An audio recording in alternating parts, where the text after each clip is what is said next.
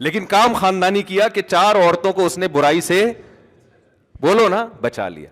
اب ان پہ جتنا خرچ کرے گا, نبی نے فرمایا سب سے بہترین صدقہ وہ ہے جو تم اپنی بیوی کو کھلاتے ہو, بچوں کو کھلائے گا. تو یہ چاہے بھلے 10 ٹینشنوں میں ہو یار. امام احمد بن حنبل کہتے ہیں وہ آدمی جو نکاح نہیں کرتا, بچے نہیں ہیں, اور اللہ اللہ کر رہا ہے بیٹھ کے سکون قلب کے ساتھ, 2 رکعت کی نیت مانتا ہے, انتہائی خشوع و خضوع. امام احمد بن حنبل کے الفاظ کو میں اپنے الفاظ میں بیان کر رہا ہوں کیونکہ ٹینشن ہی نہیں ہے. تو سکون سے 2 رکعت پڑھ کے رو رو کے دعائیں مانگ رہا ہے. ایک یہ ہے کوئی بیوی نہیں, کوئی بچے نہیں. دوسرا وہ ہے جس کے بیوی بچے ہیں. اب وہ 2 رکعت کی نیت باندھتا ہے, گھنٹی بجنا شروع, سائلنٹ پہ کیا تو وائبریشن, یعنی بیل بند کر دی تو وائبریشن پہ, خشوع و خضوع رہے گا. 2 رکعت کے بعد سلام پھیر کے دیکھا تو میسج آیا ہے بیگم کا, شادیاں کر لی ہیں, گھر کا کوئی خیال نہیں ہے, اگر یہ نمازیں ہی پڑھنی تھیں تو ہمیں نہیں لے کر آتے.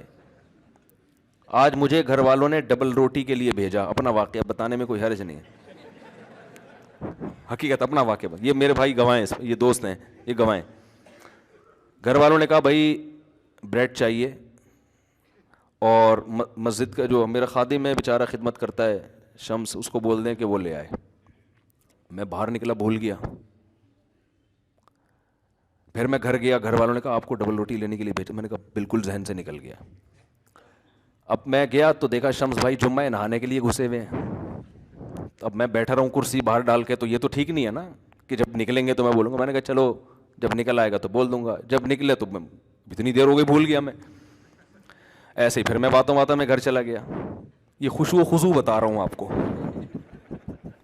ایسا آدمی کیا خشوع و خضوع سے نماز پڑھے گا بھائی؟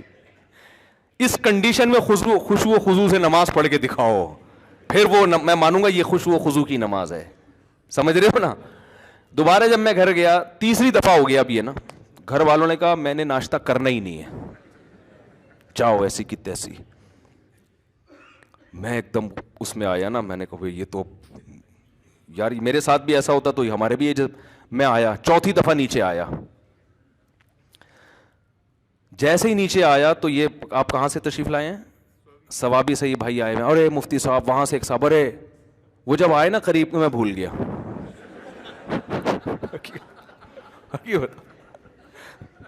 حقیقت بتا رہا ہوں. میں آیا اپنے دفتر میں بیٹھا, لیپ ٹاپ پہ کچھ کام تھا. اب میں سوچ بھی رہا ہوں یار ہوا کیا ہے میرے ساتھ, یہاں تک کہ 1 بجا ہے, اور جب میں نے فون دیکھا تو گھر والوں کا فون آ رہا تھا. بس جو میری کنڈیشن ہے وہ ان کو پتا ہے. میں نے کہا میں تو فون اٹھانے کا میرے اندر حوصلہ نہیں. میں نے کہا آپ ڈبل روٹی لے جاؤ, گھر کے دروازے پر رکھ کر دھاڑ دھاڑ دھاڑ دروازہ بجا دو. اور میں نے یہ سوچا کہ اب ٹوپی کے علاوہ میرے پاس کوئی کام ہے نہیں, اب ٹوپی کیا کرائیں گے, یہ مجبوری ہے بھائی. اب میں صاف صاف تھوڑی کہہ سکتا ہوں بھول گیا. بھائی ایسے کیسے بھول گئے یار؟ حالانکہ ہمارے گھر کا ایک سیٹ اپ بنا ہوا ہے, مہینے کا راشن آتا ہے, وہ سب سیٹ اپ بنا ہوا ہے. کبھی کبھار اس کی ترتیب ہٹتی ہے تو پھر ایڈجسٹ کرنا مشکل. گاڑی کا ایک ٹائر اگر زیادہ گھس جائے تو الائنمنٹ آؤٹ. اب الائنمنٹ صحیح کریں گے تو پھر وہ خراب ہو جائے گی. ٹائر نیا ڈالیں گے تو وہ پرانے والے زیادہ گھسے میں, یہ والا تو وہ ادھر سے, اب وہ ایڈجسٹ کرنے میں جب ترتیب آؤٹ ہوتی ہے نا.